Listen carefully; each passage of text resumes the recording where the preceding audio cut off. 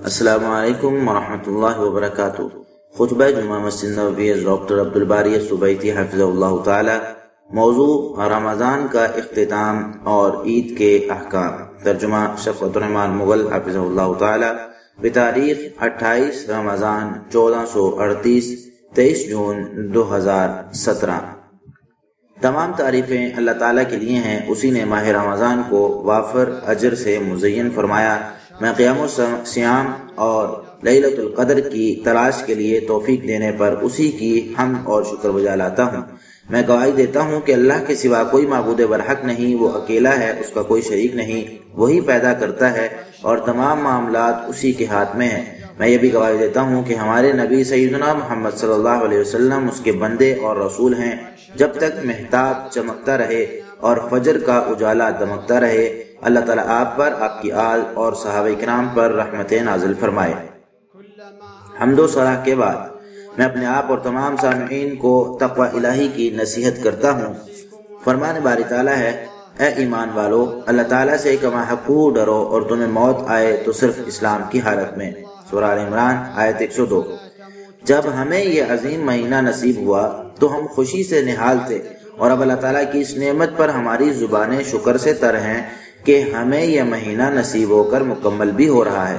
نیز اس مہینے میں صیام اور قیام کی توفیق بھی اسی نے دی، اور وہ بھی ایسے مہینے میں جو کہ نیکیوں کی لامتناہی بہار ہے۔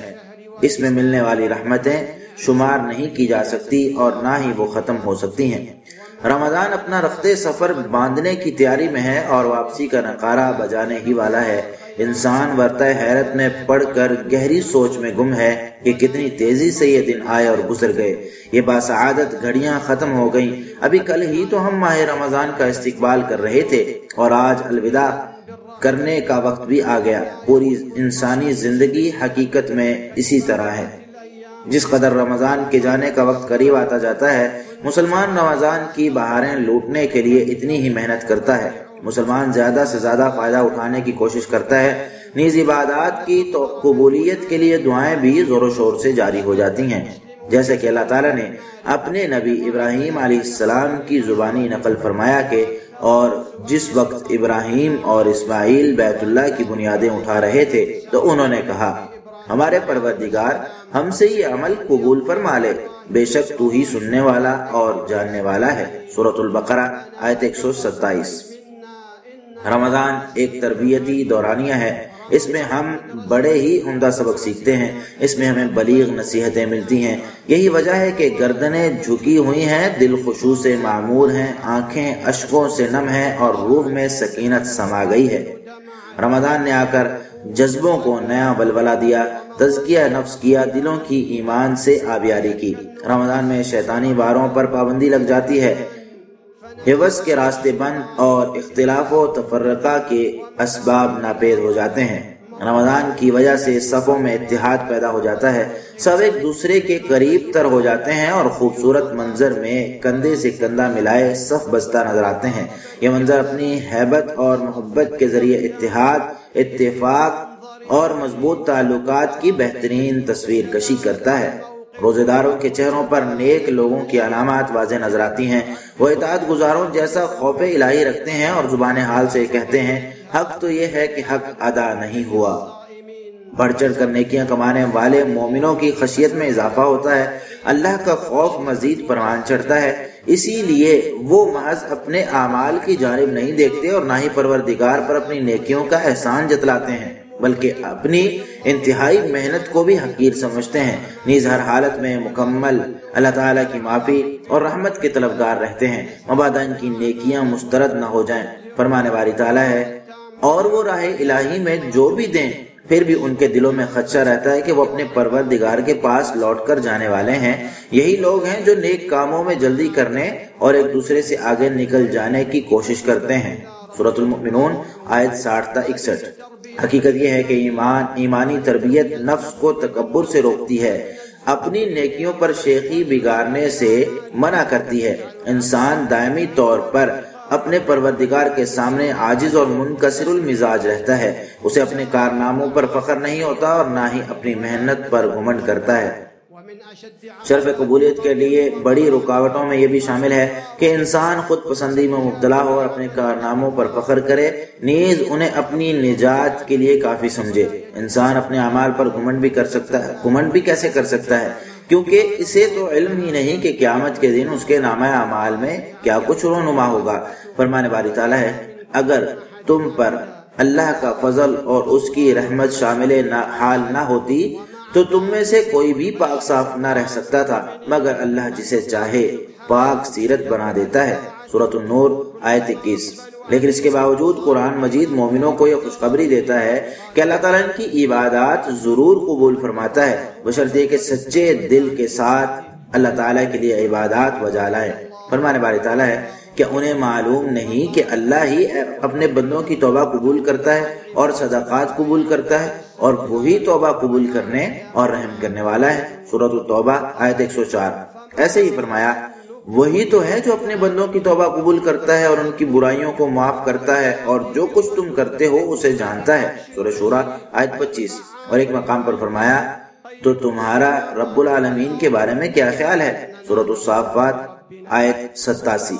اس فرمان کی روشنی میں تمہارا عظیم پروردگار، محبت کرنے والا، معزز عرش کے مالک، اپنے ارادوں کو آزادی سے عملی شکل دینے والے اللہ اور آسمان و زمین کے پاسبان کے متعلق تمہارا کیا گمان ہے؟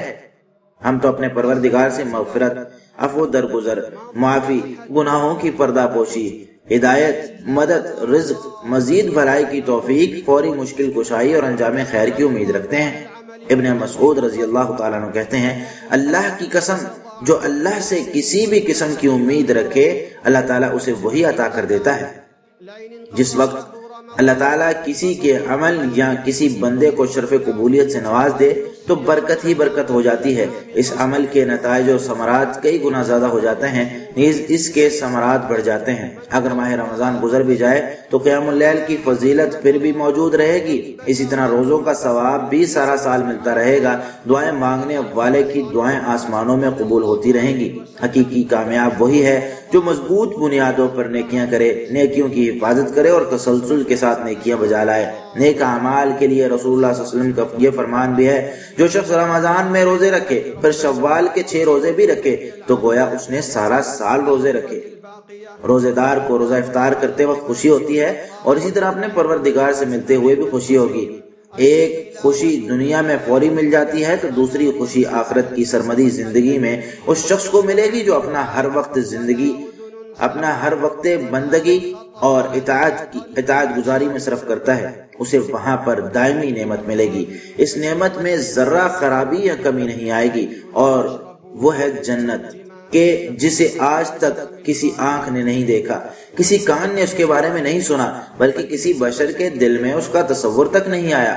مجھے تو یوں محسوس ہوتا ہے کہ ہمارے ہی اندر سے لوگوں کو صدا لگا کر کہا جائے گا، گزشتہ ایام میں جو عمل تم کر چکے ہو اس کے بدلے اب مزے سے کھاؤ پیو۔ سورۃ الحاقہ آیت 24۔ اسی طرح انہیں یہ بھی کہا جائے گا، تم اس جنت کے وارث اپنے ان اعمال کی وجہ سے بنے ہو جو تم دنیا میں کرتے تھے۔ سورۃ الزخرف آیت 72۔ اللہ تعالیٰ مجھے اور آپ سب کو بھی ان میں شامل فرمائے۔ اللہ تعالیٰ میرے اور آپ سب کے لیے قرآن کریم کو بابرکت بنائے۔ اللہ تعالیٰ مجھے اور آپ سب کو اس کی حکمت بری نصیحتوں سے مستفید ہونے کی توفیق دے۔ میں اپنی بات کو اسی پر ختم کرتے ہوئے اللہ تعالیٰ سے اپنے اور تمام مسلمانوں کے گناہوں کی بخشش چاہتا ہوں۔ آپ سب بھی اسی سے گناہوں کی بخشش مانگے، وہی بخشنے والا نہایت رحم کرنے والا ہے۔ دوسرا خطبہ۔ تمام تعریفیں اللہ کے لیے ہیں کہ اس نے ہم پر احسان کیا، اسی کے شکر گزار بھی ہیں کہ اس نے ہمیں نیکی کی توفیق دی۔ میں اس کی عظمت اور شان کا اقرار کرتے ہوئے گواہی دیتا ہوں کہ اللہ کے علاوہ کوئی معبود برحق نہیں، وہ اکیلا ہے، اور یہ بھی گواہی دیتا ہوں کہ محمد صلی اللہ علیہ وسلم اللہ کے بندے اور اس کے رسول ہیں۔ آپ نے حصول رضا الہی کی دعوت دی۔ اللہ تعالیٰ آپ پر، آپ کی آل، صحابہ کرام اور آپ کے بھائیوں یعنی امتیوں پر رحمتیں نازل فرمائے۔ حمد و صلاح کے بعد میں تمام سامعین اور اپنے آپ کو تقوی الہی کی نصیحت کرتا ہوں۔ مستقبل قریب میں پوری امت اسلامیہ ماہ رمضان کی تکمیل اور عید کے پرمسرت لمحات پر خوشیاں منائے گی، اور عید کی رات یا عید کے دن کچھ افعال یا اقوال بجا لانا مستحب ہیں۔ مثلا چاند رات شروع ہونے سے لے کر نماز عید تک تکبیرات کہنا مستحب ہے۔ فطرانہ روزے دار کے لیے لغو اور بہودگی سے پاکیزگی کا ذریعہ ہے۔ نیز مساکین کے لیے کھانے پینے کا بندوبست بھی ہے۔ فطرانہ اقصا جو یا کھجور یا کشمش یا چاول یا کسی بھی اناج کا ایک سا ہو سکتا ہے، جو کہ ہر چھوٹے بڑے، مرد، عورت، آزاد، غلام، مسلمان کی جانب سے نکالا جائے گا۔ فطرانے کی ادائیگی کا افضل وقت نماز عید سے قبل ہوتا ہے، تاہم عید نماز سے 1-2 دن پہلے بھی ادا کیا جا سکتا ہے۔ نیز بغیر عذر کے فطرانہ عید نماز سے مؤخر کرنا جائز نہیں ہے۔ مردوں کا عید نماز کے لیے نکلنے سے پہلے غسل کرنا اور خوشبو لگانا، اسی طریقے سے اچھا لباس پہننا بھی مستحب ہے، جبکہ خواتین عید نماز کے لیے جانے سے پہلے زیب و زینت سے باز رہیں۔ عید نماز کے لیے جانے والی خواتین پر خوشبو استعمال کرنا حرام ہے۔ اسی طرح مردوں کو فتنے میں ڈالنا بھی حرام ہے۔ عیدگاہ جانے سے پہلے طاق عدد میں کھجوریں کھانا نبی کریم صلی اللہ علیہ وسلم کی سنت ہے۔ اسی طرح عید کی مبارکباد دینا بھی مستحب ہے، کیونکہ یہ عمل صحابہ کرام رضی اللہ عنہم سے ثابت ہے۔ عید والدین کے ساتھ حسن سلوک، رشتہ داروں، پڑوسیوں اور میاں بیوی کے مابین تعلقات مضبوط کرنے کا تہوار ہے۔ عید دلوں سے بغض، کینہ اور ایسے جذبات سے چھٹکارا پانے کا تہوار ہے جن کی وجہ سے شیطان دلوں میں کدورت پیدا کرتے ہیں۔ یہاں یہ بات بھی اہم ہے کہ ہم کتاب اللہ اور سنت رسول اللہ صلی اللہ علیہ وسلم کی بالادستی پر امیر محمد بن سلمان بن عبدالعزیز کی بطور ولی عہد بیعت کرتے ہیں، اور اللہ تعالیٰ سے دعا گو ہیں کہ اللہ تعالیٰ ان کی حفاظت فرمائے، انہیں کامیاب فرمائے، انہیں صحیح سمت عطا فرمائے، ملک و قوم کے لیے فائدہ کا باعث بنے، اسلام اور مسلمانوں کی نصرت کا ذریعہ بنے۔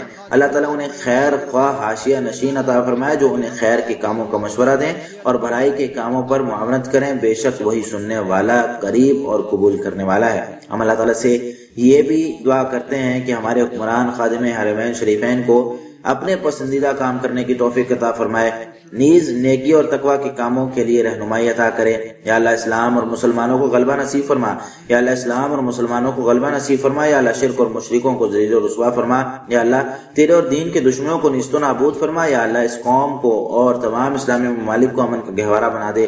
یا اللہ تو معاف کرنے والا ہے، معافی کو پسند بھی فرماتا ہے، اس لیے ہمیں تو معاف فرما دے۔ یا اللہ تو ہمیں معاف فرما دے، معافی کو پسند بھی فرماتا ہے، اس لیے تو ہمیں معاف فرما دے۔